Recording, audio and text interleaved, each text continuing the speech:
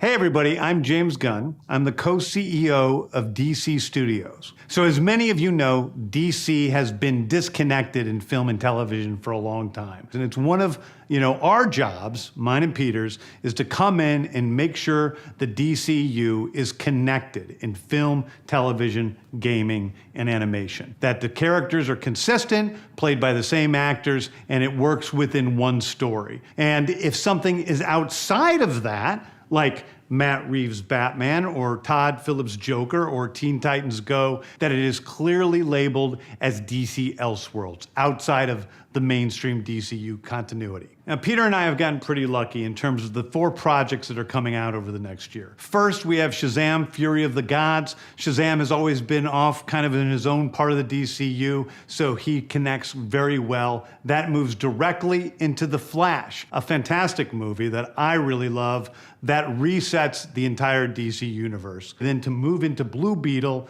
a fantastic film about a kid who's a marvelous part of the DCU, and then into Aquaman 2, which leads directly into our next few projects, which I'm going to tell you about now. So, Peter and I, along with a group of very talented writers, have started to map out an 8 to 10 year plan of what DC Studios will be in film, television, and gaming. This first chapter is called Gods and Monsters. Now this, what I'm about to tell you, is a part of the first chapter. It's not the entire first chapter.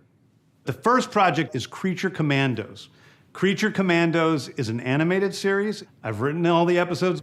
Something we're going to do that's a little bit different at DC is we're going to have characters move into animation, out of animation, usually having the same actor play their voice as who plays them in live action.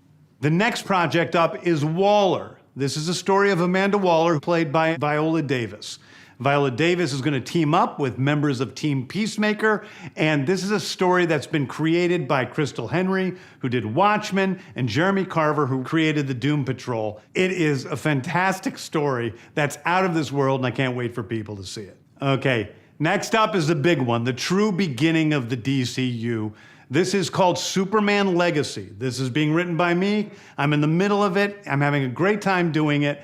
And Superman will be released into theaters July 11th, 2025. Okay, the next thing is a big premiere HBO television series called Lanterns. This is a story of a couple of Green Lanterns, John Stewart and Hal Jordan, and we have a few other Lanterns peppered in there, but this is really a terrestrial-based TV show, which is almost like True Detective with a couple of Green Lanterns who are space cops watching over Precinct Earth. In it, they discover a terrifying mystery that ties into our larger story of the DCU. Next is a big movie called The Authority. The Authority is a passion project of mine. It's based on the marvelous Wildstorm characters we are now bringing into the DCU and will interact with all of our primary DCU characters. The Authority are a group of superheroes who think the world is broken and they want to fix it by any means necessary. I think it's a very different look at superheroes.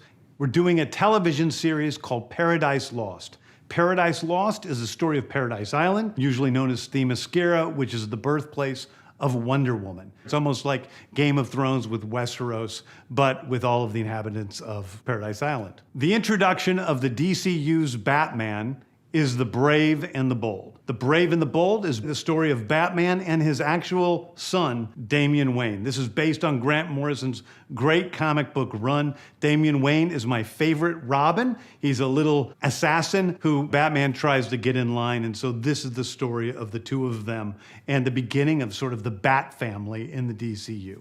Next up is a TV series called Booster Gold. Booster Gold is one of comics' really popular cult heroes. He is a fascinating guy. He's a loser from the future who uses future technology to come back to present day and become a superhero so that people will love him. It is basically the superhero story of imposter syndrome on an HBO Max series. One of my favorite comic book series from last year was Tom King's run on Supergirl, Woman of Tomorrow. And so we're going to turn that into a big science fiction epic film.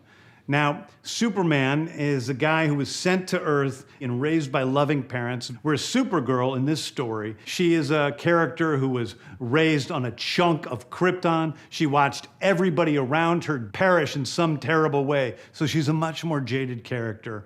And that brings me to Swamp Thing, the last thing we're gonna talk about, a very dark horror story in the origins of the monster who is Swamp Thing. And although it's totally outside of the rest of the DCU, it will still feed into the rest of the stories.